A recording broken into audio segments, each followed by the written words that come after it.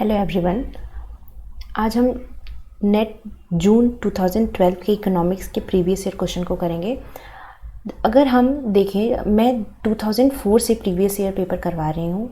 अगर जिसने नहीं देखा वो प्लेलिस्ट में जाके देख सकता है। तो 2004 से लेके 2011 तक के जितने भी प्रीवियस ईयर पेपर थे उसमें सिर्फ 50 क्वेश्चंस पूछते थे इकोनॉमिक्स के। लेकिन 2011 के बाद कुछ चेंजेस हुए इकोनॉमिक्स के पेपर में और 2 पेपर पूछे जाने लगे, जिसमें पेपर इकोनॉमिक्स की ही एक पेपर 2 के नाम से और एक पेपर 3 के नाम से। और इस इकोनॉमिक्स के पेपर में पेपर 2 में 50 क्वेश्चंस पूछे जाते हैं और पेपर 3 में 75 क्वेश्चंस पूछे जाते थे। बाद में इसको भी चेंज कर दिया गया, लेकिन अभी 2012 से लेके शायद 15-16 तक यही पैटर्न चला था। तो हम देखेंगे आज इस पैटर्न में ही क्वेश्चंस हम सॉल्व करेंगे। तो आज हम पेपर 2 के 50 क्वेश्चंस को डिस्कस करेंगे। उसके बाद कल हम पेपर 3 के 2012 के ही पेपर को डिस्कस करेंगे। तो चलिए स्टार्ट करते हैं। हमारा फर्स्ट क्वेश्चन है, हमें फर्स्ट से लेके 10 तक के क्वेश्चंस को हमें 4 ऑप्शन के थ्रू देना है। ये इसमें मेंशन किया हुआ है। हमारा क्वेश्चन है, marginal revenue of monopoly firm is less than price because of. अब देखिए, अगर हम मार्जिनल रेवेन्यू, मोनोपोली की मार्जिनल रेवेन्यू की बात करें तो ये लेस होती है। क्यों लेस होती है? लेस देन प्राइस, प्राइस से कम क्यों होती है? अगर मोनोपोली के हम MR और AR कर्व देखें तो ये हमारा MR कर्व होता है और ये AR कर्व होता है, और AR कर्व प्राइस के इक्वल होता है। तो मोनोपोली में यही पूछ रहा है कि मार्जिनल जो रेवेन्यू है वो प्राइस के, यानी ये AR कर्व के नीचे ही क्यों होती है? तो नीचे इसलिए होती है क्योंकि डिमांड कर्व का जो स्लोप है वो नेगेटिव है, इसीलिए वो उसके नीचे होती है। तो हमारा ऑप्शन नंबर बी करेक्ट हो जाएगा। नेक्स्ट क्वेश्चन है हमारा, for an inferior goods income consumption curve and Engel curve are. Inferior goods के लिए income consumption curve and Engel curve क्या होता है? अगर हम इंफीरियर गुड्स की बात करें तो इंफीरियर गुड्स को बोलते हैं घटिया वस्तु, यानी कि ऐसी वस्तु जब हमारा इनकम बहुत कम होता है तब हम ऐसी वस्तु का यूज़ करते हैं। लेकिन जैसे जैसे हमारी इनकम बढ़ती है तो नॉर्मल गुड्स के केस में क्या होता है, जैसे हमारी इनकम बढ़ती है हम उस नॉर्मल गुड्स का कंजम्पशन भी बढ़ा देते हैं।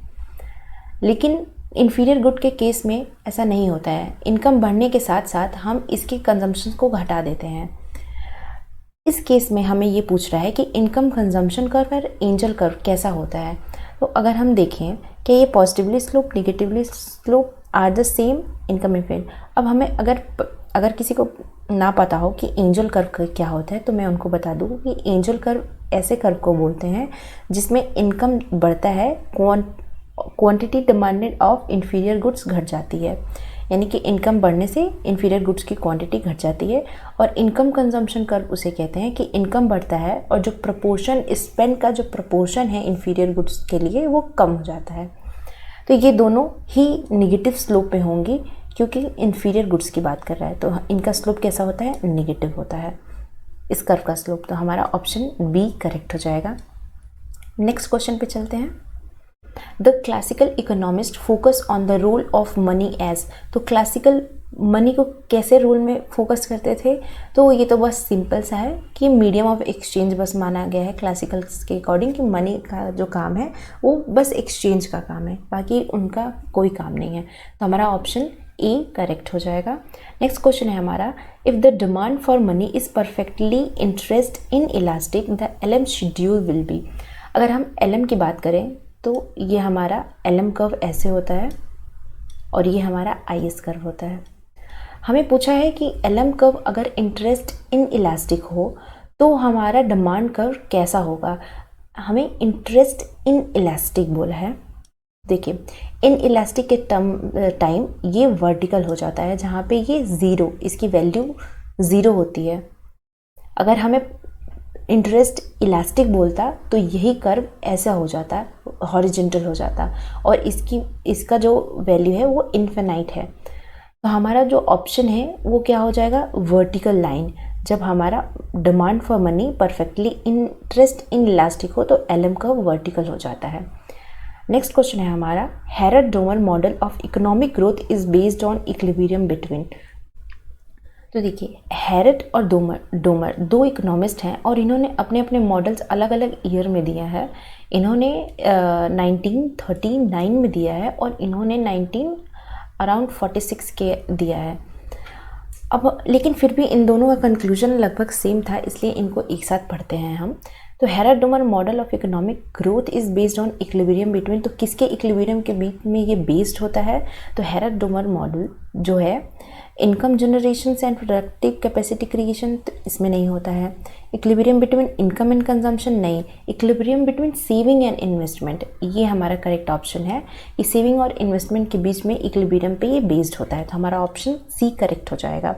अब देखिए, ये कैसे इक्विलिब्रियम पे बेस्ड होता है, कब इक्विलिब्रियम लेवल कब अकर होता है? जब रेट ऑफ इन्वेस्टमेंट सेविंग के इक्वल हो जाए, यानी कि saving is equal to investment हो जाए, तब तो हम इसको इक्विलिब्रियम कहेंगे।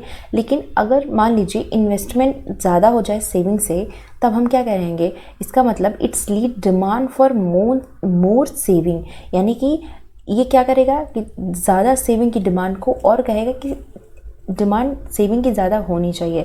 इसके कंट्राडिक्टरी, अगर हमारा सेविंग ज़्यादा हो जाए इन्वेस्टमेंट से, तो it can lead to decrease in consumption and lower economic growth. Consumption हमारा क्या होगा? डिक्रीज हो जाएगा। अगर लोग सेविंग से ज़्यादा करने लगेंगे तो कंजम्पशन को कम कर देंगे वो, और जिसकी वजह से हमारा ग्रोथ भी इकोनॉमी का लोअर हो जाएगा। इसीलिए इसको इक्विलिब्रियम में होना ज़्यादा ज़रूरी है, और इसको डिस्कस किया था हैरट डोमर मॉडल में, तो हमारा ऑप्शन सी करेक्ट है। नेक्स्ट चलते हैं हम, in calculating the buoyancy of tax we consider. तो बायोन्सी ऑफ टैक्स के लिए हम क्या कंसीडर करते हैं? तो बायोन्सी ऑफ टैक्स के लिए हम सिर्फ क्या हम सिर्फ डिस्क्रिशनरी चेंजेस को करते हैं या ऑटोमेटिक चेंजेस को करते हैं? तो डिस्क्रिशनरी टैक्स के लिए ये दोनों ही चेंजेस को कंसीडर किया जाता है, तो हमारा ऑप्शन सी करेक्ट हो जाएगा। नेक्स्ट क्वेश्चन है, which of following measures of the central tendency suits the data best in objective in is to access the distribution of value. हमें ये स्टैट से क्वेश्चन पूछा है कि कौन सा ऐसा सेंट्रल टेंडेंसी का मेजर है जो बेस्ट सूट करता है किसके लिए? If the objective is to access the distribution of value. तो क्या अगर हमें ये पता करना हो कि खोज सामग्री के लिए श्रेष्ठतम होगा जिसमें चरों के मूल्यों का आकलन करना हो, तो इसके लिए अर्थमेटिक मीन में हमें पूरा वैल्यूज़ देखनी पड़ती है, मोड में फ्रीक्वेंट वैल्यू देखनी पड़ती है। लेकिन अगर हम मीडियन देखें इसमें, तो हम इसका बेस्ट मेजर होगा जो कि excess the distribution of value की बात करता है, तो हमारा ऑप्शन सी करेक्ट होगा। नेक्स्ट क्वेश्चन है, comparative cost advantage in Ricardo's international trade theory arises due to. तो कंपैरेटिव कॉस्ट एडवांटेज थ्योरी में ये रिकार्डो द्वारा जो दिया गया था, किस लिए अराइज होता है? Labour cost differences in factor endowment, factor abundant defined in terms of factor prices. तो ये किसके लिए होता है? तो अगर हम रिकार्डो की बात करें तो रिकार्डो ने लेबर कॉस्ट डिफरेंसेस को बताया है। अगर एडम स्मिथ और रिकार्डो को देखें तो इन दोनों ने सिर्फ 2 फैक्टर ऑफ प्रोडक्शन पे ही ध्यान, मतलब 2 फैक्टर पे ही ध्यान दिया है, तीसरे पे नहीं दिया है, और उन्होंने सिर्फ और सिर्फ लेबर को ही माना है, कैपिटल उन्होंने नहीं लिया है, तो हमारा ऑप्शन ए करेक्ट हो जाएगा।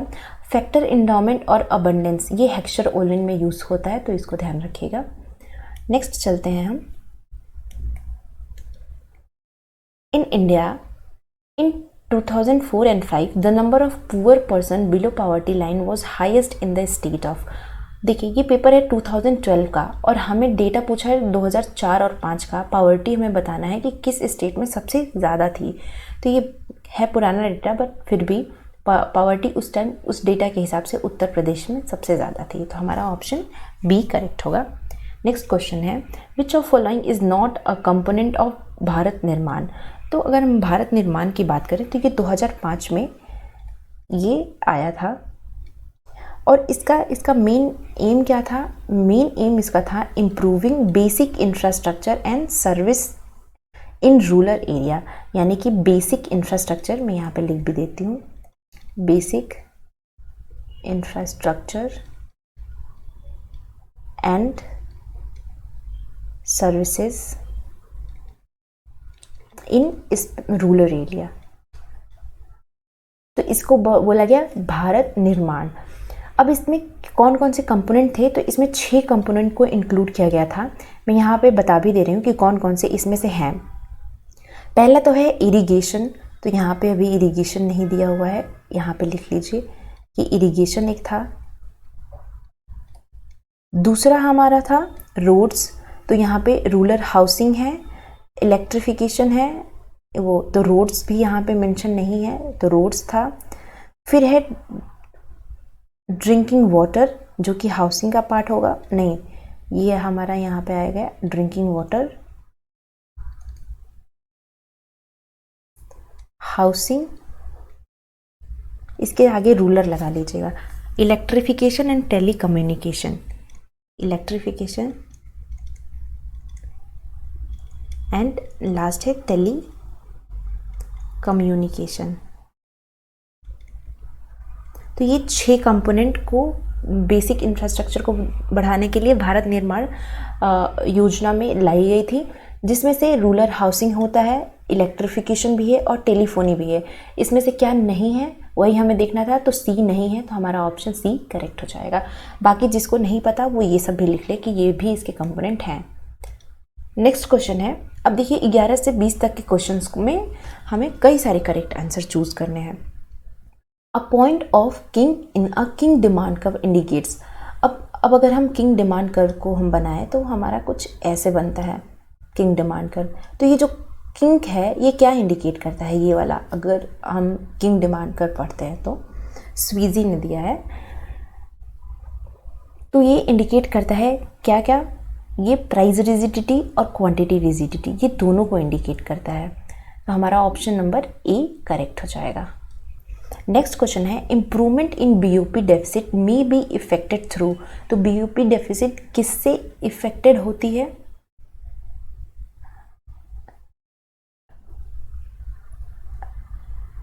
यानी कि हम किसे बीओपी डेफिसिट इम्प्रूव कैसे कर सकते हैं। तो क्या हम इंपोर्ट को कंट्रोल करें तो हमारा बीओपी डेफिसिट सही होगा, तो सही है। एक्सपोर्ट को प्रमोट करें, बिल्कुल सही है। फॉरेन एक्सचेंज को कंट्रोल करें, क्या फॉरेन एक्सचेंज कंट्रोल से हमारा बीओपी कंट्रोल होगा, तो बिल्कुल होगा। और डिवैल्यूएशन से भी होगा, तो हमारा ऑप्शन पूरा बी सही है कि सारे ये सही हैं। इंपोर्ट कंट्रोल से कैसे होगा बीओपी डेफिसिट, और एक्सपोर्ट प्रमोशन से, जितना जितना हम एक्सपोर्ट प्रमोट करेंगे हमारे पास उतनी ही फॉरेन करेंसी आएगी। इंपोर्ट कंट्रोल से मतलब होगा कि हमारे डोमेस्टिक जो प्रोड्यूसर हैं उनको ज़्यादा से ज़्यादा मौका मिलेगा। इंपोर्ट कंट्रोल होगा तो उनके हमारी चीज़ें बाहर बिकेंगी, जिसकी वजह से हम ज़्यादा से ज़्यादा मनी अर्न कर सकते हैं। फॉरेक्स एक्सचेंज कंट्रोल से भी हम कर सकते हैं। और डिवैल्यूएशन एक मेथड है, इनडायरेक्ट मेथड, किसका, एक्सपोर्ट प्रमोशन करने का।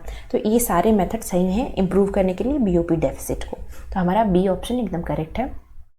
नेक्स्ट क्वेश्चन है, the problem relating to burden of public debt has been dealt by. अब देखिए ये बर्डन ऑफ पब्लिक डेट, इसमें कई सारे इकोनॉमिस्ट का नाम है, लेकिन अभी लर्नर एंड ये हैंसन, जबकि कई सारे बुक्स में ये पीगू एंड डूमर भी इंक्लूड हैं इसमें बर्डन ऑफ पब्लिक डेट में। तो हमारा ऑप्शन क्या हो जाएगा, फर्स्ट एंड फोर्थ, ये रहा सी ऑप्शन। तो हमारा ऑप्शन नंबर सी करेक्ट है। नेक्स्ट क्वेश्चन पे चलते हैं।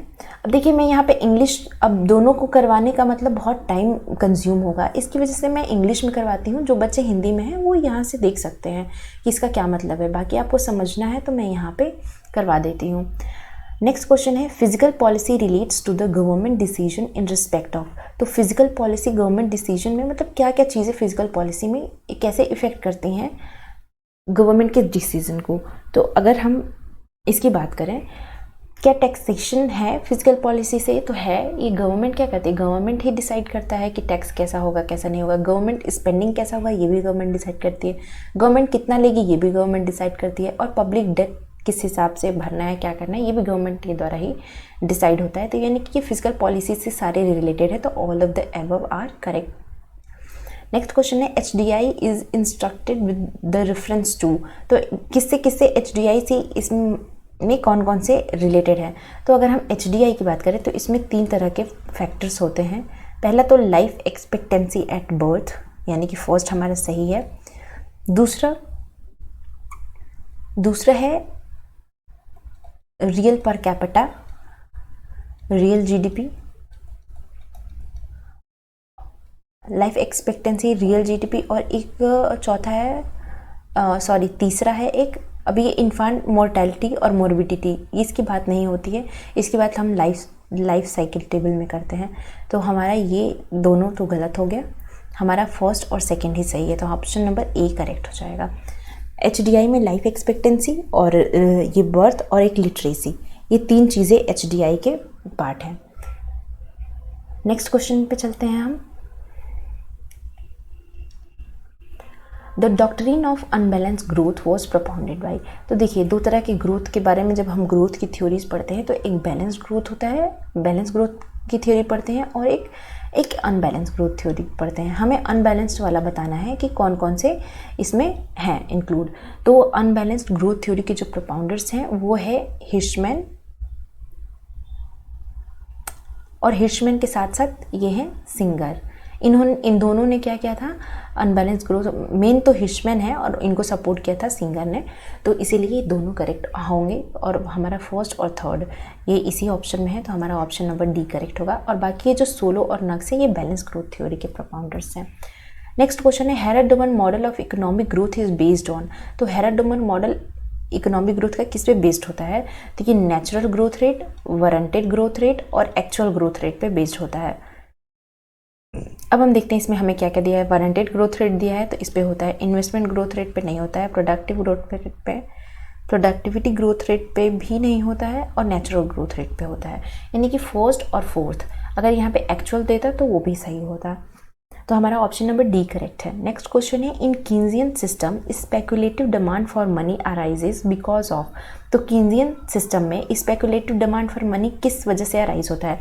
अगर हम कीन्स की बात करें तो इन्होंने तीन तरह के डिमांड फॉर मनी की बात की थी। एक तो transactionary demand for money, precautionary demand for money और स्पेकुलेटिव डिमांड फॉर मनी।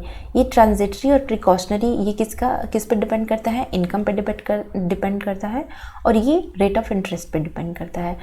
लेकिन हमें बताना है कि किसके ये अराइज क्यों होते हैं speculative demand for money. First है हमारा uncertainty of future interest rate, unexpected expenditure. Next है to bridge the gap between income and eventual expenditure, relationship between change in the interest rate and bond price. तो हमें बताना है कि ये किस चीज़ में डिपेंड करता है। तो देखिए अगर हम स्पेकुलेटिव डिमांड की मनी की बात करें तो ये uncertainty of future interest rate के बारे में ये इसकी वजह से ही अराइज हुआ था, तो पहला तो सही है। अनएक्सपेक्टेड एक्सपेंडिचर इसकी बात नहीं करता है, तो हमारा दूसरा गलत है। उसके बाद है to bridge the gap between income and eventual expenditure, तो ये बात भी सही है कि इन दोनों के बीच की गैप को फिल करने के लिए नहीं ये गैप को फिल करने के लिए नहीं किया गया था, सॉरी ये गलत है। Relationship between change in the interest rate and bond price, तो इसके बीच के भी रिलेशनशिप को दिखाने के लिए कीन्जियन सिस्टम में यूज़ किया गया था स्पेकुलेटिव डिमांड फॉर मनी को, तो हमारा फर्स्ट एंड फोर्थ करेक्ट होगा। बाकी के ये जो दोनों बीच के हैं वो इनकरेक्ट हैं, तो फर्स्ट एंड फोर्थ हमारा ये बी में है, तो हमारा बी वाला ऑप्शन एकदम करेक्ट हो जाएगा। नेक्स्ट क्वेश्चन पे चलते हैं हम। According to Milton Friedman theory permanent component of consumption expenditure depends on. तो मिल्टन फ्रीडमैन ने परमानेंट इनकम हाइपोथेसिस की बात की है। उसी हाइपोथेसिस में ही से ही ये क्वेश्चन पूछा गया है कि permanent component of consumption expenditure किस पे डिपेंड करता है। तो अकॉर्डिंग टू मिल्टन फ्रीडमैन जो परमानेंट इनकम है, इनका कहने का ये मैं एकदम शॉर्ट में बता रही हूँ कि मिल्टन फ्रीडमैन ये कहते थे कि अगर किसी भी व्यक्ति है, अगर उसका इनकम सिर्फ इस पे डिपेंड नहीं करेगा, मतलब उसका कंजम्पशन सिर्फ इस बात पे डिपेंड नहीं करेगा कि आज उसकी इनकम कितनी है या कल उसकी इनकम बढ़ जा रही है, तो वो अपना कंजम्पशन भी नहीं बढ़ा देगा। वो तब तक अपना कंजम्पशन नहीं बढ़ाएगा जब तक उसको ये विश्वास ना हो जाए कि ये जो इनकम उसको मिल रही है वो परमानेंट है, तब तक वो अपना कंजम्पशन नहीं बढ़ाएगा, जो है वही रहने देगा। ये बात मिल्टन फ्रीडमैन ने कही थी। इसके और चीज़ें भी हैं जो कि अभी मैंने मतलब मैंने शॉर्ट में बता दिए कि ये पूरा यही कहना चाहते थे कि कोई भी व्यक्ति अपना कंजम्पशन तब तक नहीं बढ़ाएगा जब तक उसको ये विश्वास ना हो जाए कि उसका परमानेंट जो उसका इनकम है वो परमानेंट है। तो इसीलिए जो परमानेंट कंपोनेंट है कंजम्पशन एक्सपेंडिचर का वो सिर्फ और सिर्फ परमानेंट इनकम पे ही डिपेंड करता है, तो परमानेंट इनकम अलोन। तो हमारा ऑप्शन नंबर 4 एकदम करेक्ट हो जाएगा, जिसमें सिर्फ और सिर्फ तीसरा सही है। नेक्स्ट क्वेश्चन है हमारा, the planning commission of India has recently made announcement regarding poverty line. अब उस टाइम तो प्लानिंग कमीशन थी, अब तो प्लानिंग कमीशन ख़त्म हो गई क्योंकि 2012 का पेपर है। अब उसकी जगह पे क्या आ गया है, नीति आयोग। तो उस टाइम प्लानिंग कमीशन ने क्या अनाउंसमेंट किया था रिगार्डिंग द पावर्टी लाइन। तो पावर्टी लाइन के रिगार्डिंग ये अनाउंसमेंट थी कि अब अर्बन एरिया और रूरल एरिया में किस हिसाब से पैसे डिवाइड होंगे पर कैपिटा इनकम के हिसाब से, कि रूरल एरिया में पर कैपिटा इनकम के हिसाब से और रूरल और अर्बन में क्या होना चाहिए। तो उनके अकॉर्डिंग जो रूरल एरिया है, रूरल एरिया में पर कैपिटा पर डे के हिसाब से 26 रुपये रूरल एरिया के लिए था और 32 रुपये अर्बन एरिया के लिए था। तो ये अनाउंसमेंट हुआ था प्लानिंग कमीशन ऑफ इंडिया के लिए पावर्टी लाइन को डिसाइड करने के लिए। तो ऑप्शन 3rd एंड 2nd, तो ये है सी में, तो हमारा सी ऑप्शन एकदम करेक्ट हो जाएगा। नेक्स्ट क्वेश्चन पे चलते हैं। अब हमें रीड करना है, असर्शन एंड रीज़न से रिलेटेड है और हमें यहाँ पे कुछ कोड्स दिए हुए हैं। इस कोड्स के अकॉर्डिंग ही हमें बताना है कि कौन सा कैसा है, क्या इसको फॉलो कर रहा है या नहीं कर रहा है। तो असर्शन है हमारा, Giffen paradox rarely occurs in a real world.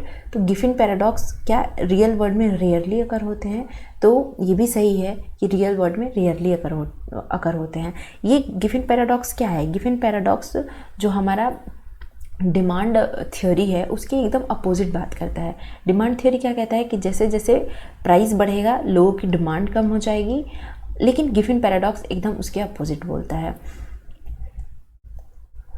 तो क्या ये रेयरली होता है अगर, तो ये असर्शन तो हमारा सही है। इसका रीज़न देख लेते हैं। Inferior goods are narrowly defined for which suitable substitutes are available. तो ये inferior goods are narrowly defined यानी जिन वस्तु के उचित प्रतिस्थापन उपलब्ध रहते हैं उन घटिया वस्तुओं को कम परिभाषित किया जाता है। तो हमारा ये जो रीज़न है वो बहुत रीज़न गलत ही है कि अगर किसी का सब्सटीट्यूट उपलब्ध अगर रहता है तो उससे इन्फीरियर गुड्स का क्या लेना देना है, उसको तो जैसा है वैसा वो उसको डिफाइन किया ही जाएगा। तो उसमें उसका कोई ऐसा रूल नहीं है कि सब्स्टिट्यूट गुड्स और इन्फीरियर गुड्स के वजह से उसको कम डिफाइन किया जाए। तो इसलिए हमारा रीज़न गलत है और सिर्फ असर्शन सही है। तो हमारा जो कोड है वो तीसरा एकदम करेक्ट हो जाएगा। तो सी का is correct answer. Next question है, according to the life cycle theory of consumption, an individual level of consumption depends not just on current income but also on long run expected earning। तो क्या life cycle hypothesis के हिसाब से जो consumption है किसी भी इंडिविजुअल का वो सिर्फ इस बात पे डिपेंड नहीं होता है कि करंट इनकम उसका कितना है, बट इस पे डिपेंड करता है कि जो लॉन्ग रन है वो क्या एक्सपेक्टेड अर्निंग हो रही है। तो according to this question first is correct. Next देखते हैं, individual are assume to plan a pattern of expenditure based on expected earning over lifetime. तो हमारा ये भी सही है और ये दोनों करेक्ट एक्सप्लेन भी करते हैं। अब देखिए परमानेंट इनकम में क्या था, मिल्टन फ्रीडमैन का कहना जो था वो ये था कि जब तक लोगों को ये विश्वास ना हो जाए कि उनका जो ये इनकम है वो परमानेंट है तब तक वो अपना कंजम्पशन को नहीं बढ़ाते हैं। और लाइफ साइकिल थ्योरी के अकॉर्डिंग मोडिग्लियानी जो इन्होंने दिया था, उनका ये कहना था कि जो व्यक्ति का कंजम्पशन है वो उसके करंट इनकम पे डिपेंड नहीं करता है, जबकि जो पूरे लाइफ टाइम का एक्सपेक्टेड अर्निंग है उसके अकॉर्डिंग कोई भी इंडिविजुअल अपना एक्सपेंडिचर प्लान उसका एक्सपेंडिचर प्लान होता है, उस हिसाब से उसके लाइफ टाइम के हिसाब से वो अपना एक्सपेंडिचर को प्लान करता है, ना कि अभी उसके करंट में कितनी इनकम है उस हिसाब से। तो इसीलिए ये दोनों एक दूसरे को एक्सप्लेन करते हैं और करेक्ट रीज़न भी हैं। तो हमारा option number D, both A R correct and correct explanation of R is a correct explanation of A. Next question है, effective demand can be increased by more equitable distribution of wealth. तो effective demand हम तभी increase कर सकते हैं जब wealth का ज़्यादा इक्विटेबल डिस्ट्रीब्यूशन हो। तो ये एकदम करेक्ट है कि जब हमारा मान लीजिए जितना वेल्थ है अगर वो इक्वली डिस्ट्रीब्यूटेड होगा तभी हमारा इफ़ेक्टिव डिमांड इंक्रीज़ होगा। जैसे मान लीजिए सबके पास 5 रुपये है तो सब इक्वली 5 रुपये के हिसाब से डिमांड करेंगे, तो उसको हम इफ़ेक्टिव डिमांड कहते हैं। तो हमारा ऑप्शन ए करेक्ट है। रीज़न क्या है इसका, 30 और 40 entities with income averaging between 1 lakh and 5 lakh would create much more effective demand than a single entity having income of 10 lakh a year. इसका कहने का मतलब है कि मान लीजिए जो 30 या 40 इकाइयाँ जिसकी औसत, एक बार इधर भी देख लेते हैं, आय औसत 1 लाख और 5 लाख के बीच हो, यानी कि बहुत सारी ऐसी इंटिटीज़ हैं जिसमें 30 और 40 इंटिटीज़ है जिसकी आय 1 से 5 लाख के बीच हो, उनके द्वारा उस व्यक्ति की तुलना में जिसकी 10 लाख प्रति वर्ष आय है कहीं अधिक प्रभावी मांग पैदा कर सकते हैं। तो अगर हम रीज़न की बात करें तो ये रीज़न भी एकदम करेक्ट है कि कई लोग हैं और उनके इनकम 1 लाख से 5 लाख के बीच में, तो वो ज़्यादा इफ़ेक्टिव डिमांड को जनरेट करेंगे, जबकि भले किसी का कोई सिंगल है और वो उसका 10 लाख पर ईयर है लेकिन वो उतना इफ़ेक्टिव नहीं डिमांड करेगा जितना कि ये कई सारे लोग जिनकी कम ही आय है उतना वो इफ़ेक्टिव डिमांड करेंगे। तो ये सही भी है और करेक्ट एक्सप्लेनेशन भी है, क्योंकि ये बहुत सारे लोग हैं और एक तरह से इनके पास जो है वो डिस्ट्रीब्यूशन ऑफ वेल्थ इक्विटेबल है, इसीलिए ये इफ़ेक्टिव डिमांड इनका बढ़ जाएगा। तो ऑप्शन नंबर बी हमारा करेक्ट होगा। नेक्स्ट क्वेश्चन है, असर्शन है, during the period 2004 and 5 to 2007 and 8 physical consolidation process was witnessed in India. कि इस साल में फिजिकल कंसोलिडेशन यानी कि वित्तीय एकाग्रता प्रक्रिया दिखाई दी थी। तो इसका फिजिकल कंसोलिडेशन होता क्या है, तो फिजिकल कंसोलिडेशन रिफर्स करता है गवर्नमेंट एफर्ट को कि वो रिड्यूस करे जब भी बजट डेफिसिट हो जाए और stabilize its debt to GDP ratio over time. यानी कि ये फिजिकल कंसोलिडेशन का मतलब होता है कि गवर्नमेंट का जो एफर्ट है वो क्या होना चाहिए कि वो बजट डेफिसिट को रिड्यूस करे और debt to GDP ratio over time जो भी है उसको स्टेबलाइज करे। इसी को हम बोलते हैं फिजिकल कंसोलिडेशन। इसको हम किस में इसको अधिकतर इसका मेजर किस लिए करते हैं, जैसे कि जैसे जैसे रेवेन्यू हमारी बढ़ती जाती है और वो रेवेन्यू कैसी होगी, जैसे टैक्सेस के थ्रू या अदर कोई मीन्स हो, and reducing government spending to achieve physical position. The goal is to improve government financial health, enhance economic stability and create room for future physical physical। अब इसका मतलब क्या होगा, इसका मतलब ये है सीधा सीधा कि गवर्नमेंट को क्या करना चाहिए, गवर्नमेंट को हमेशा ऐसा एफर्ट करना चाहिए जिससे कि बजट डेफिसिट कम हो सके और जो डेट टू जीडीपी रेशियो वो स्टेबल हो सके ओवर द टाइम। इसी को बोलते हैं फिजिकल कंसोलिडेशन। तो क्या इस टाइम में फिजिकल कंसोलिडेशन दिखाई दिया था, तो और हमारा जो इसका रीज़न है कि there was buoyancy in taxes revenue during this period. तो ये दोनों एक दूसरे से सही हैं और करेक्ट एक्सप्लेन भी करते हैं, तो हमारा ऑप्शन ए करेक्ट हो जाएगा। नेक्स्ट क्वेश्चन है हमारा, capital upon labour ratio will adjust through time in the direction of equilibrium ratio. तो क्या टाइम के हिसाब से capital and labour ratio adjust कर लेते हैं। नेक्स्ट क्वेश्चन है, तो ये तो सही है कि टाइम के हिसाब से ये एडजस्ट कर लेते हैं इक्विलिब्रियम के लिए, because of technical coefficient of production are variable, क्योंकि टेक्निकल कोएफिशिएंट के जो प्रोडक्शन है वो वेरिएबल्स होते हैं। तो ये भी सही है, ये दोनों एक दूसरे को एक्सप्लेन भी कर रहे हैं, इसीलिए हमारा ऑप्शन बी करेक्ट हो जाएगा। नेक्स्ट देखते हैं हम financial inclusion is desirable to help weaker section of the society in the country. क्या फाइनेंशियल इंक्लूजन है, क्या ये वीकर सेक्शन के लिए ही था कि वो उनकी जो सहायता है वो हो सके सोसाइटी में?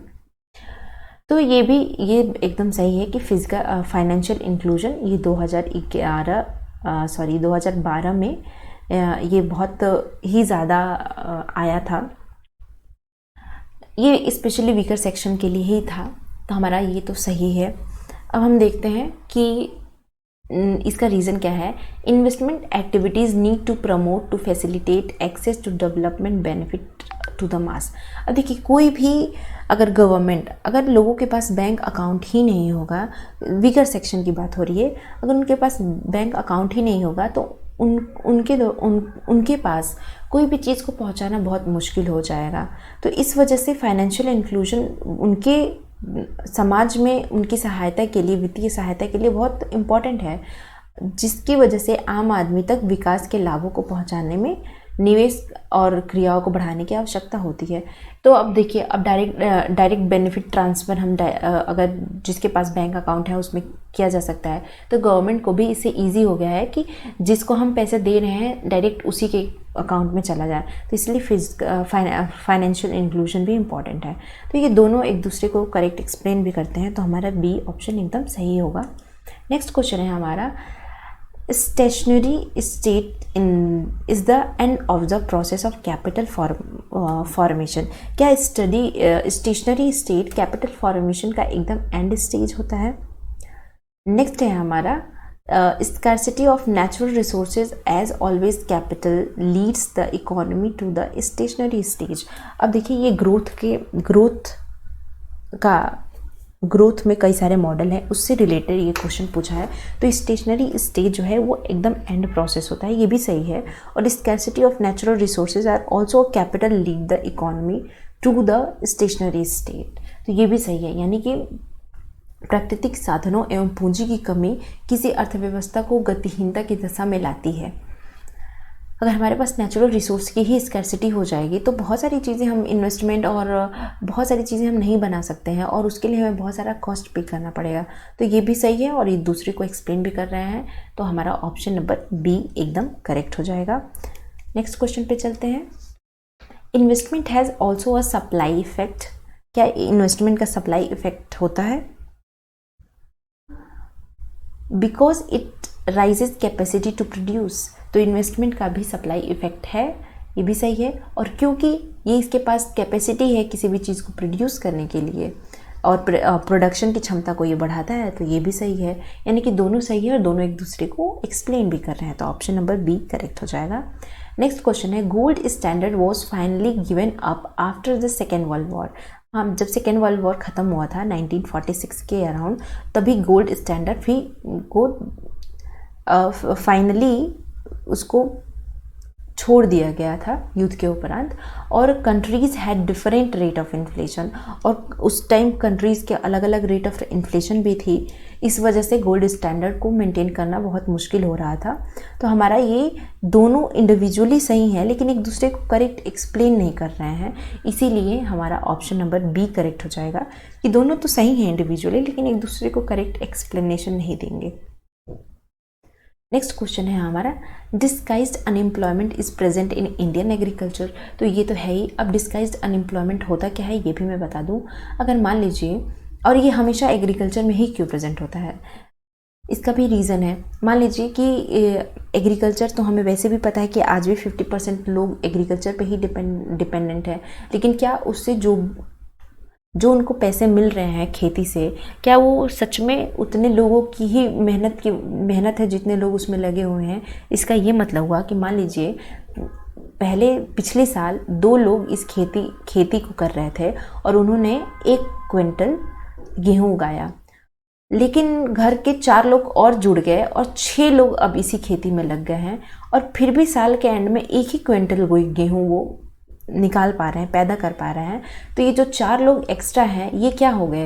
ये डिस्गाइज्ड अनएम्प्लॉयड हो गए।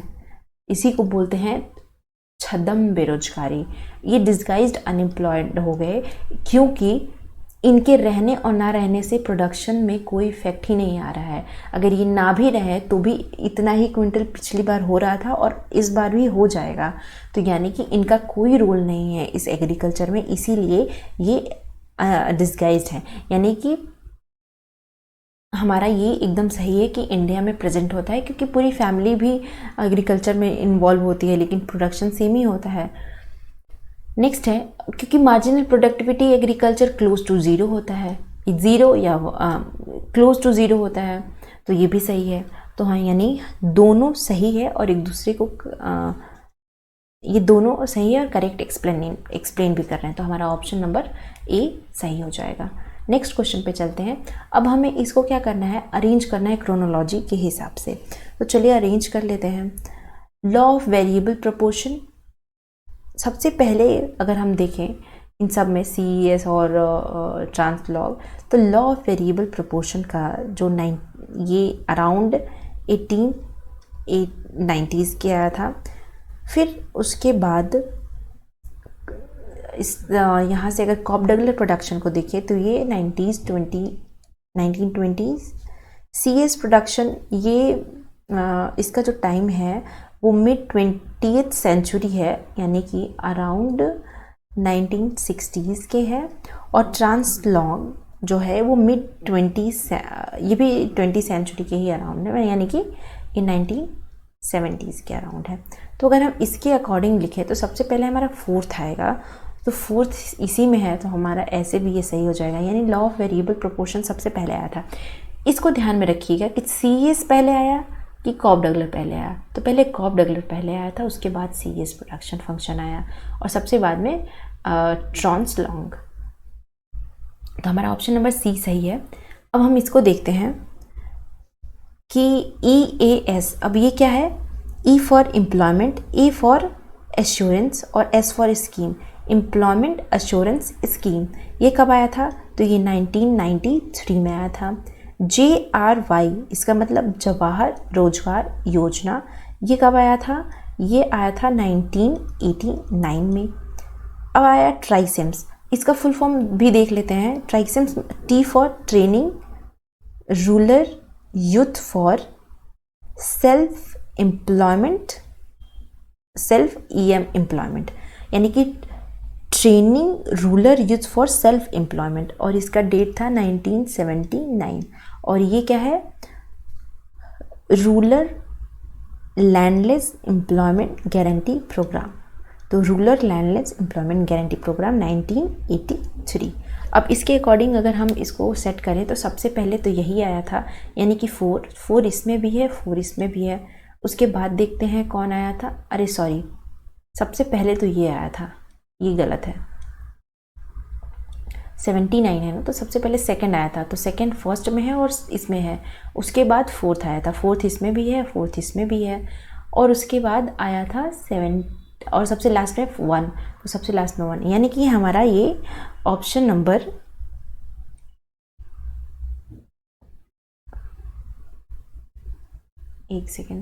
Second, fourth, third and first, तो ऑप्शन नंबर डी हमारा मैच कर रहा है एकदम, तो ऑप्शन नंबर डी करेक्ट है।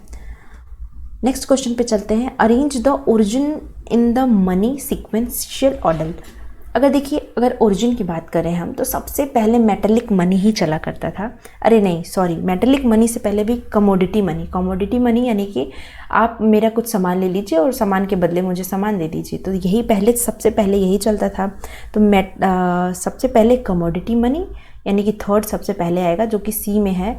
उसके बाद हमारा आया था मेटेलिक मनी, फिर पेपर मनी, और लास्ट में जो अभी रिसेंट आजकल चेक चल रहे हैं वो। तो इसको हम बिना टाइम फ्रेम के भी हम इसको सॉल्व कर सकते थे सॉरी, तो हमारा सी ऑप्शन एकदम करेक्ट होगा। नेक्स्ट चलते हैं। Arrange the following theories in the chronological order. इनको भी हमें क्रोनोलॉजी में बैठाना है, तो चलिए बैठा लेते हैं। रीस्टेटमेंट ऑफ क्वांटिटी थ्योरी, अगर हम इसकी बात अगर हम नॉर्मल देखें तो सबसे पहले कौन सी थ्योरी हम पढ़ते हैं, तो सबसे पहले जो हम पढ़ते हैं वो है ये क्वांटिटी थ्योरी। तो यानी कि सबसे पहला हमारा क्वांटिटी थ्योरी, यानी कि थर्ड सबसे पहले होगा। उसके बाद कैश बैलेंस अप्रोच, फिर income theory and restatement of quantity theory. तो हमारा ऑप्शन नंबर डी एकदम करेक्ट हो जाएगा।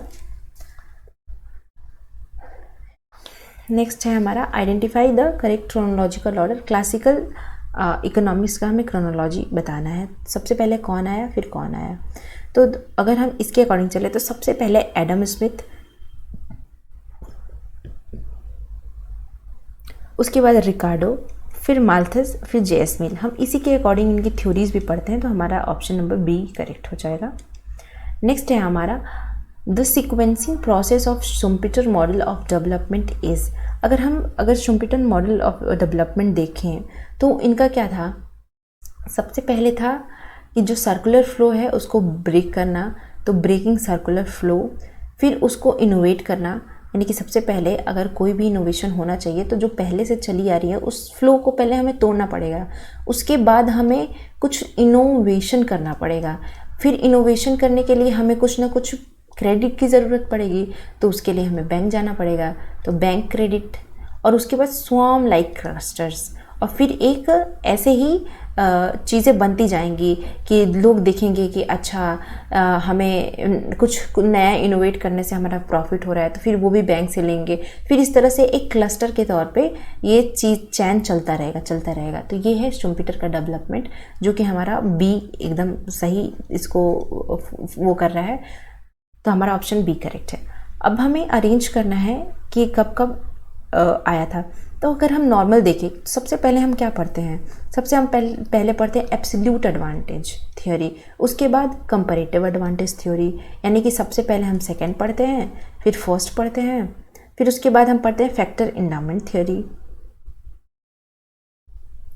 तो हम फोर्थ पढ़ते हैं, और उसके बाद इसके पैराडॉक्स आया तो बाद में थर्ड आ गया। तो सेकंड फर्स्ट फोर्थ थर्ड, ये सी में है, तो हमारा सी एकदम करेक्ट ऑप्शन हो जाएगा। नेक्स्ट क्वेश्चन पे चलते हैं, इसको भी हमें अरेंज करना है। तो देखिए रोस्ट्रो के ये रोस्ट्रो ने दिया है economic stages of economic growth, तो उनके अकॉर्डिंग हम पहले इसको सेट कर लेते हैं कि सबसे पहले आया था ट्रेडिशनल सोसाइटी, यानी कि सबसे पहले ये सेकंड आया था, उसके बाद आया था टेक ऑफ स्टेज, फिर थर्ड, फिर उसके बाद आया ड्राइव टू मैच्योरिटी स्टेज, और सबसे लास्ट का जो है the age of high mass consumption first. तो सेकंड, थर्ड, फोर्थ, फर्स्ट हमारा फोर्थ वाले ऑप्शन में दिया हुआ है। अब हम आते हैं 39 पे कि कौन कौन सा टैक्स कब कब दिया गया था। तो जो मुग़ल एम्पायर थे, इन्होंने ये लैंड रेवेन्यू टैक्स, मतलब लैंड रेवेन्यू टैक्स की बहुत बड़ी हिस्ट्री है कि कब से स्टार्ट हुआ, लेकिन बहुत जो फेमस हुआ ये 16th और 17th मुग़ल एम्पायर में ही ये फेमस हुआ था लैंड रेवेन्यू वाला। फिर जो उसके बाद मॉडर्न स्टेट टैक्सेस जो यूएस ने लगाया था उसको सेल टैक्स बोलते हैं, 1930s में आया था। फिर मुद्वत जो है 1986 में आया था, और सर्विस टैक्स 1994 में आया था, जिसको बाद में जीएसटी से रिप्लेस कर दिया गया था 2017 में। तो अगर इसके अकॉर्डिंग हम देखें तो land revenue tax, then sale tax, then मुद्वत, एंड यानी कि हमारा पहला ही ये सही हो जाएगा, ये ऑलरेडी ये सीक्वेंस वाइज में ही दिया हुआ है। नेक्स्ट है हमारा क्रोनोलॉजी में हमें फिट करना है इसको, Fisher test of significance of difference between means of difference और अ मोर सैंपल, यानी कि कौन कब आया था। तो अगर हम गॉसेट को देखें तो गॉसेट 1908 में इन्होंने टी टेस्ट दिया था। काई स्क्वायर, अगर काई स्क्वायर देखें तो काई स्क्वायर 1900 में ही आया था, कार्ल पियर्सन ने दिया था। फिशर 1922, और कैंडले पार्शियल रैंक कोरिलेशन का जो डेट है वो है 1938। अगर हम इसके अकॉर्डिंग मैच करें तो सबसे पहले काई स्क्वायर टेस्ट, यानी कि सबसे पहले सी ये आया था, लेकिन जो इसका क्वेश्चन है जो इसका ऑफिशियल आंसर है उसमें ये ए दिया हुआ है, तो मुझे थोड़ा इसका कन्फ्यूजन है कि क्या ये सच में ये करेक्ट है या नहीं। बट इसका सी ऑप्शन मेरे अकॉर्डिंग, इस डेट के अकॉर्डिंग जितना मैंने ढूंढा है ये डेट्स, उसके अकॉर्डिंग सी सही है, बट उसमें ए दिया हुआ है। तो इस वाले क्वेश्चन को आप लोग एक बार रीचेक कर लीजिएगा। नेक्स्ट क्वेश्चन है, अब हमें क्या करना है, मैच करना है। तो बिहेवियरल थ्योरी ये दिया था शायड एंड मार्क ने, बिहेवियरल थ्योरी। तो फर्स्ट का हमारा second, marginal productivity theory of distribution, double criterion Scitovsky, impossibility theorem, Arrow. जो आपको समझ में आ रहा है, जो याद है आपको थ्योरीज, उसको आप पहले, और ये जेबी क्लर्क, तो उसके हिसाब से फर्स्ट का सेकंड, सेकंड का फर्स्ट, थर्ड का फोर्थ और फोर्थ का थर्ड, हमारा ऑप्शन नंबर पहला ही मिल गया। नेक्स्ट क्वेश्चन पे चलते हैं, न्यू क्लासिकल इकोनॉमिक्स।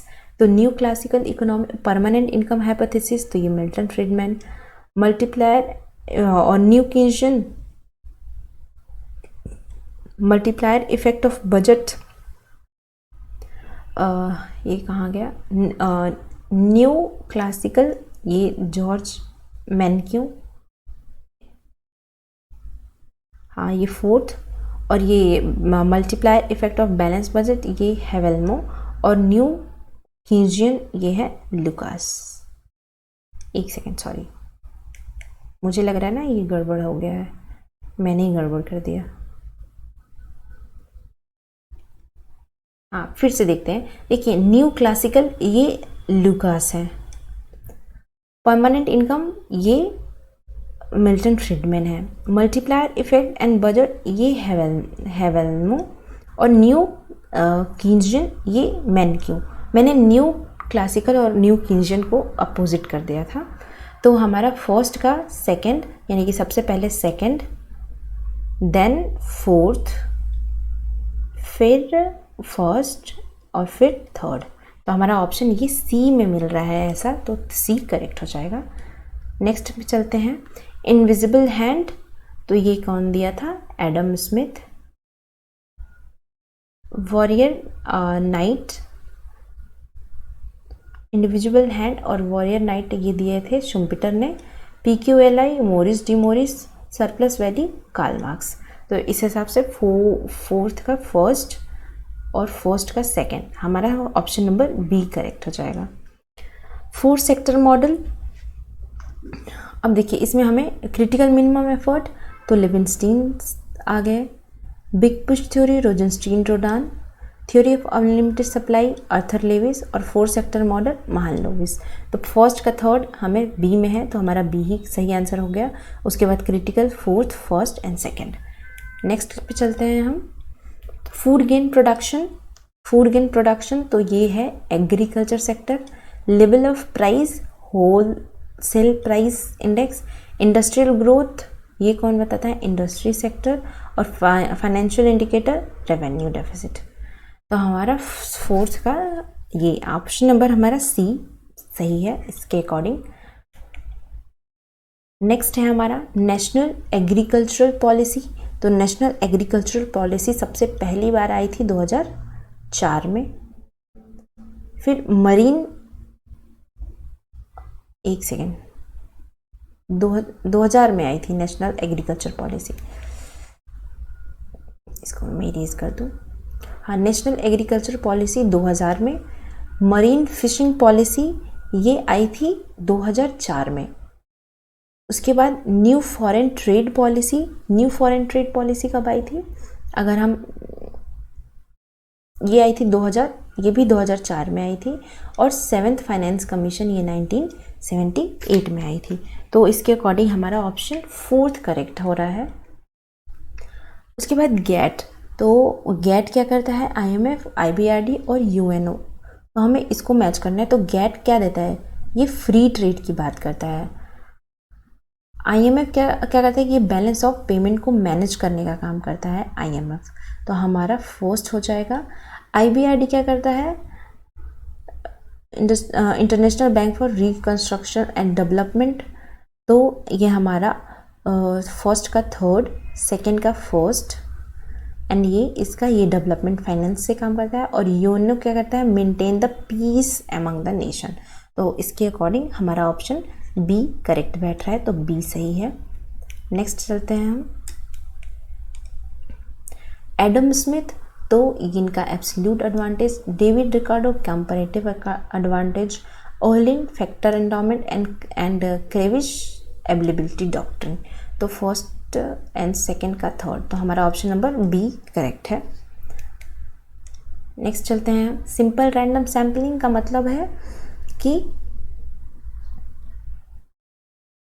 इक्विटेबल हमारा each items of the trial हो, वो इक्वल प्रोबेबिलिटी हो सारे पे, उसी को सिंपल रैंडम सैम्पलिंग बोलते हैं। रैंडम सैम्पलिंग का मतलब होता है equal probability of selection of an items in a trial, equal मतलब इक्वली सबको सैंपल में चूज़ किया जाए। स्ट्रैटिफाइड रैंडम सैम्पलिंग उसे ही बोलते हैं जिसमें हम स्पेक्ट्रम बनाते हैं और उस हिसाब से हम चूज़ करते हैं अपने सैंपल को। और स्ट्रैटिफाइड सिस्टमैटिक रैंडम सैम्पलिंग का मतलब होता है कि random selection of first and systematic of the rest. तो ये हमारा ये ऑप्शन बन रहा है, फर्स्ट का सेकंड, सेकंड का फर्स्ट, फर्स्ट का सेकंड, सेकंड का फर्स्ट। तो हमारा डी ऑप्शन एकदम करेक्ट है। और आज के हम लास्ट क्वेश्चन पे चलते हैं, ISLM थ्योरी। तो ISLM थ्योरी किसने दिया था, हिग्स एंड हैंसन, फर्स्ट का थर्ड, तो फर्स्ट का थर्ड इन दोनों में है। फिर कंजम्पशन रेटचेट, तो ये दिया है ड्यूजनबेरी ने, तो फोर्थ हमारा ऑप्शन नंबर ए ही यहाँ पे मिल गया। Life cycle hypothesis Francisco Modigliani and critics Keynesian, तो ये दिया है ये लुकास और सर्जेंट ने, जो कि एक न्यू क्लासिकल इकोनॉमिस्ट थे। तो इस तरह से हमने आज 50 क्वेश्चन को कंप्लीट किया जून 2012 के। इसके आगे का जो पेपर 3 है जिसमें 75 तक के क्वेश्चंस होते हैं उसको मैं कल करवाऊंगी। तो आज के लिए इतना ही। Thank you so much and stay tuned.